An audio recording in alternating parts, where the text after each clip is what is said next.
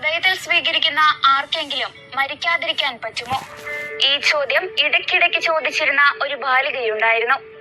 ഈശോയെ സ്വീകരിക്കുമ്പോൾ അടക്കാനാകാത്ത സന്തോഷം കൊണ്ട് ചങ്കുപൊട്ടി മരിക്കുമെന്നായിരുന്നു ആ കുഞ്ഞു വിശുദ്ധയുടെ ചിന്ത. അത് അതുപോലെ തന്നെ സംഭവിച്ചു. 11-ാം വയസ്സിൽ തന്റെ ആദ്യ കുർബാന സ്വീകരണ സമയത്തു തന്നെ ഈശോയുടെ അടുത്തേക്ക് നിത്യസമ്മാനത്തിനായി അവൾ വിളിക്കപ്പെട്ടു. ആ കുഞ്ഞാണ് വാഴ്ത്തപ്പെട്ട ഇമൽഡ ലാംബർട്ടിനി. 1322 ഇറ്റലിയിലെ ബൊളോഞ്ഞയിൽ ഒരു പ്രഭു കുടുംബത്തിലാണ് ഇമൽഡ ലാംബർട്ടിനി ജനിച്ചത്. വിശുദ്ധരുടെ ജീവിത കഥകൾ കേട്ട് പരിചയിച്ച് അവരെ കൂട്ടുകാരായി കണ്ട കുഞ്ഞ് ഇമൽഡ നന്നേ ചെറുപ്പത്തിൽ തന്നെ പ്രാർത്ഥനകൾ ചൊല്ലാൻ ശീലിച്ചു. കൂടെ കൂടെ കാരുണ്യ പ്രവൃത്തികൾ ചെയ്യാനും ഈശോയെയും പാവങ്ങളെയും സ്നേഹിക്കാനും മാതാപിതാക്കൾ അവളെ പഠിപ്പിച്ചു. തനിക്ക് കിട്ടിയ നല്ല വസ്ത്രങ്ങൾ, കളിപ്പാട്ടങ്ങൾ, ഭക്ഷണം എല്ലാം പാവപ്പെട്ട കുട്ടികൾക്ക് കൊടുക്കാനാണ് അവൾ ഇഷ്ടപ്പെട്ടത്. അടുത്തുള്ള ഡൊമിനിക്കൻ ആശ്രമത്തിൽ വിശുദ്ധ കുർബാനയ്ക്കായി കൂടെ കൂടെ അവളെ മാതാപിതാക്കൾ കൊണ്ടുപോയിരുന്നു. ദിവ്യകാരുണ്യത്തിലെ ഈശോയോടുള്ള ഒന്നാകൽ നന്നേ ചെറുപ്പത്തിലെ അവളുടെ സ്വപ്നമായി മാറി. 9 വയസ്സുള്ളപ്പോൾ അടുത്തുള്ള ഡൊമിനിക്കൻ ആശ്രമത്തിലെ കന്യാസ്ത്രീകളുടെ കൂടെ താമസിക്കാൻ അവൾ ആഗ്രഹിച്ചു. അവളെ പിരിഞ്ഞിരിക്കാൻ മാതാപിതാക്കൾക്ക് കഴിയില്ലായിരുന്നു. എന്നിരുന്നാലും മകളുടെ ആഗ്രഹത്തിന് അവർ എതിര് നിന്നില്ല. ഡൊമിനിക്കൻ ആശ്രമത്തിലെ കന്യാസ്ത്രീകൾ അവളെ ഏറെ സ്നേഹിച്ചു. അവരുടേതുപോലുള്ള ഡൊമിനിക്കൻ സഭാവസ്ത്രം തന്നെ ഇമൽഡയും ധരിച്ചു. അവരുടെ പ്രാർത്ഥനകളിലും വിശുദ്ധ കുർബാനകളിലും പങ്കുചേർന്നു.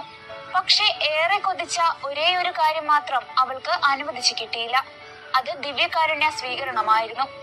ഇമൽഡ ഒരുപാട് ആഗ്രഹത്തോടെ ദിവ്യകാരുണ്യ സ്വീകരണത്തിനുള്ള അനുവാദത്തിനായി പലവട്ടം കെഞ്ചിയെങ്കിലും മദർ സുപ്പീരിയറിനെ അത് വിലക്കേണ്ടി വന്നു. അന്നത്തെ കാലത്ത് 12 വയസ്സെങ്കിലും ആകാതെ ദിവ്യകാരുണ്യ സ്വീകരണം സാധ്യമായിരുന്നില്ല. അതുകൊണ്ട് അരൂപിയിലുള്ള ദിവ്യകാരുണ്യ സ്വീകരണവും പ്രാർത്ഥനകളും കൊണ്ട് തൽക്കാലം തൃപ്തിപ്പെടാൻ അവർക്ക് അവളോട് പറയേണ്ടി വന്നു. 1333 അവൾക്ക് 11 വയസ്സുള്ളപ്പോൾ ഒരു മെയ് 12-ന് ഈശോയുടെ സ്വർഗാരോഹണ തിരുനാൾ തലേന്ന് വൈകുന്നേരത്തെ വിശുദ്ധ കുർബാനയ്ക്ക് മറ്റ് സന്യാസിനികൾ വിശുദ്ധ കുർബാന സ്വീകരിക്കുന്ന സമയം ഇമൽഡ അവൾ നിൽക്കാറുള്ളിടത്ത് പ്രാർത്ഥനയിൽ ലയിച്ചിരിക്കുകയായിരുന്നു. കുർബാന കഴിഞ്ഞ് മറ്റുള്ളവർ പോയി കഴിഞ്ഞപ്പോഴും ഇമൽഡ അതൊന്നും അറിയാതെ തന്റെ ദിവ്യനാഥനോട് ആത്മാവിൽ സംസാരിച്ചു കൊണ്ടിരുന്നു. അൾത്താര സജ്ജീകരിച്ചു കൊണ്ടിരുന്ന ഒരു സിസ്റ്റർ എന്തോ ശബ്ദം കേട്ട് ഇമൽഡ നിന്നിരുന്നിടത്തേക്ക് നോക്കി. ഇമൽഡയെ കാണാതെ അന്വേഷിച്ചു വന്ന സന്യാസിനികളെ അസാധാരണമായ ഒരു സ്വർഗീയ സുഗന്ധം അങ്ങോട്ട് നയിച്ചതാണെന്നും പറയപ്പെടുന്നു. അവിടെ കണ്ട കാഴ്ച അവരെ അമ്പരപ്പിച്ചു. പാരവശ്യത്തിൽ ലയിച്ച് ചുറ്റും നടക്കുന്നതൊന്നും അറിയാതിരിക്കുന്ന ഇമൽഡയുടെ മുകളിലായി ഒരു ദിവ്യ വെളിച്ചം. ഒരു തിരുവോസ്തി അതിരറ്റ ശോഭയോടെ അതിൽ ചുറ്റിക്കറങ്ങുന്നു. സ്തംഭിച്ചുപോയ സന്യാസിനികൾ വേഗം ചാപ്ലിൻ അച്ഛനെ കൂട്ടിക്കൊണ്ടുവന്നു. തന്റെ കുഞ്ഞു കൂട്ടുകാരിക്ക് തന്നെ തന്നെ നൽകാൻ ഈശോ മനസ്സായിരിക്കുന്നു എന്ന് എല്ലാവരും തിരിച്ചറിഞ്ഞു.